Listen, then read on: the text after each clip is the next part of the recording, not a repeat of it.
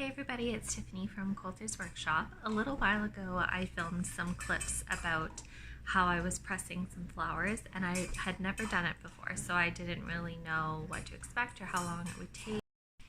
Okay, so after minimal research, I put wax paper down and then paper towel, and then I just sort of laid things a couple of different ways. So for some of the roses, I left them whole, but for some of them, like this one, you can tell it's a little bit thinner. I pinched out the middle first before laying it that way.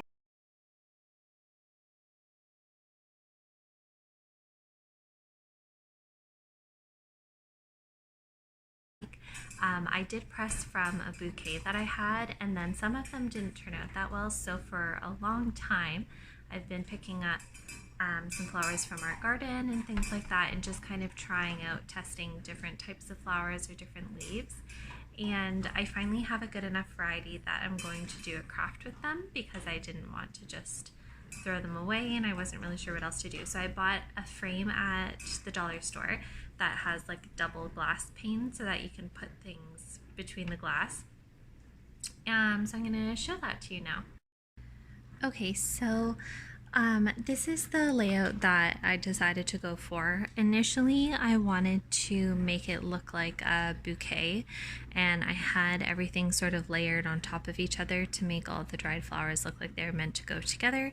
But I really like those sort of, there's a lot of t-shirts on the like Facebook ads and stuff right now that sort of have individual little sprigs of plants or just one individual flower kind of thing. So I wanted to really mimic that.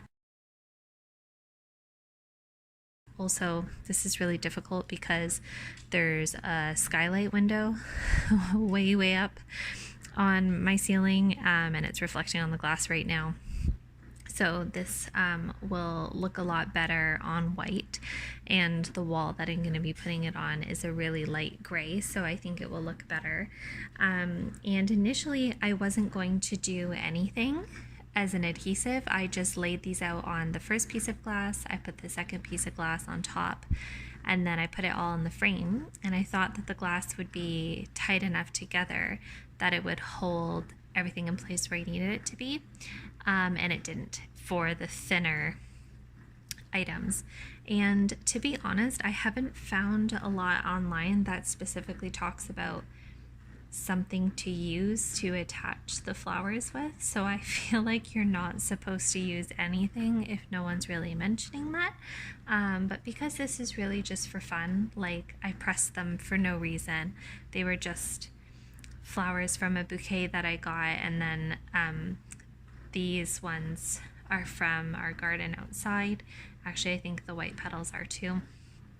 And like I said, the frame I just got from the Dollarama. It was $4, which is really good for this size frame. It's an 11 by 14, and like I was saying, with the double paned glass as well, not a bad price. I'm just gonna go ahead and use some Mod Podge, just solely because I had this on hand, and I know that this dries clear. So what I'm going to do is just use a little bit of it underneath the pieces of flowers so that they'll be going against this piece of glass. And this glass is obviously the bottom, which will be against the wall. So if there are little bits of glue that you can see from the back side of the frame, you won't see it because it'll be against the wall, and the other piece of glass will go on top, and that's the part that will be exposed or front facing. So I'm just gonna try it and see if it works, and see if I can use like just a little bit on each one.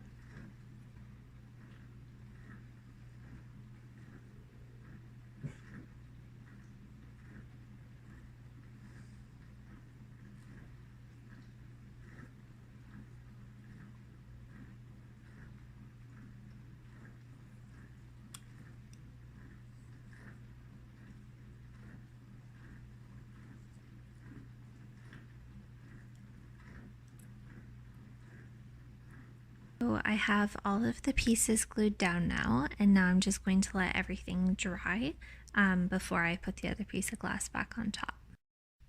Alright, and so this is what it looks like completed and hanging on the wall. I've had this up here for quite a while now, because now it's February actually, 2021, and I made this with flowers last summer. But I sort of have to stand on an angle like this because we're getting the glare from the window. But I just really love the way that it floats against the wall. It helps that the wall is already pale gray, but I really like the dusty tones in it. That makes it look a little bit more worn and vintagey. I feel like the flowers are coming off a little bit more dark and brown, and they're sort of a more pinky purpley tone in person.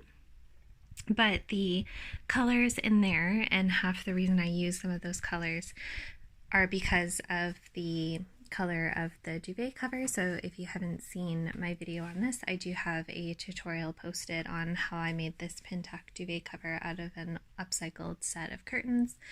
I also have a little pillow that I made as well, and then it sort of goes with the furniture a little bit, not the bed, but I mean the end table and the dressers are that white French Provençal style, and then I have some pinks in the decor and things like that. I'm working on a basket wall above, but I'm in the process of still collecting some pieces because, as you know, throughout COVID, the thrift stores haven't always been open, and then the other piece of decor that I still have to put up to sort of go with the room theme is this little macrame shelf.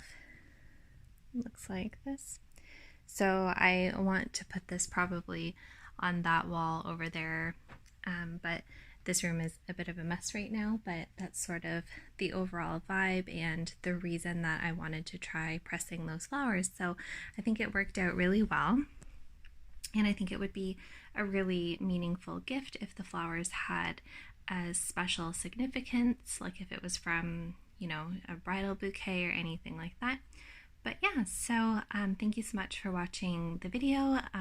All of my social media links as well as my email address are listed down below. Thank you so much for watching.